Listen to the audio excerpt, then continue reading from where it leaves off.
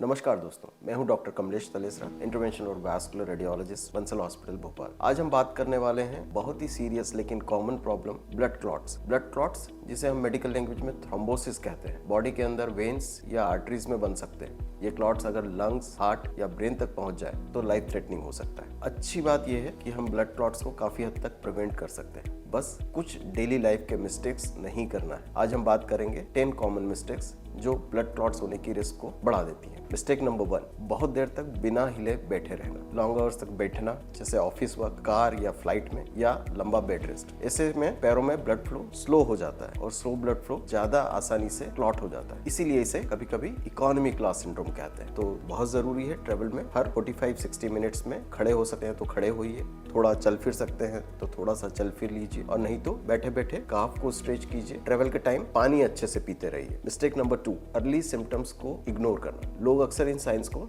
Normal समझकर ignore कर देते हैं। एक पैर में अचानक से स्वेलिंग आना, काफ में या थाई में दर्द होना, रेडनेस या गर्म होना, अचानक सांस फूलना, चेस्ट पेन होना, ये सिर्फ मसल पेन नहीं, ये कई बार डीवीटी या फिर ऊपर की तरफ क्लॉट आने से पल्मोनरी एम्बोलिज्म के लक्षण हो सकते हैं। मिस्टेक नंबर 3, पानी कम पीना। तो डिहाइड्रेशन से ब्लड थिक गाढ़ा हो जाता है और थिक ब्लड धीरे धीरे फ्लो करता है एंड क्लॉटिंग की संभावनाएं बढ़ जाती है। तो summers, long travel, fever, loose motions, ये सब चीजें क्लॉट की संभावना को बढ़ा देती है। ऐसे समय में रेगुलर पानी पीना ब्लड को स्मूथ फ्लो में रखता है। मिस्टेक नंबर 4, स्मोकिंग या टोबैको। स्मोकिंग ब्लड वेसल्स की इनर लाइनिंग को डैमेज करती है और उसके कारण वहां इन्फ्लेमेशन बनता है। इन्फ्लेमेशन ब्लड क्लॉट के चांसेस को बढ़ा देता है। हार्मोनल पिल्स, ओबेसिटी और सिटिंग लाइफस्टाइल के साथ स्मोकिंग रिस्क और भी डेंजरस हो जाता है। ब्लड क्लॉट्स के मामले में स्मोकिंग का कोई सेफ लेवल नहीं होता। मिस्टेक नंबर 5, हार्मोन्स डॉक्टर्स की सलाह के बिना लेना। Oral contraceptive pills, fertility treatment, pregnancy related hormones और हार्मोन रिप्लेसमेंट थेरेपीज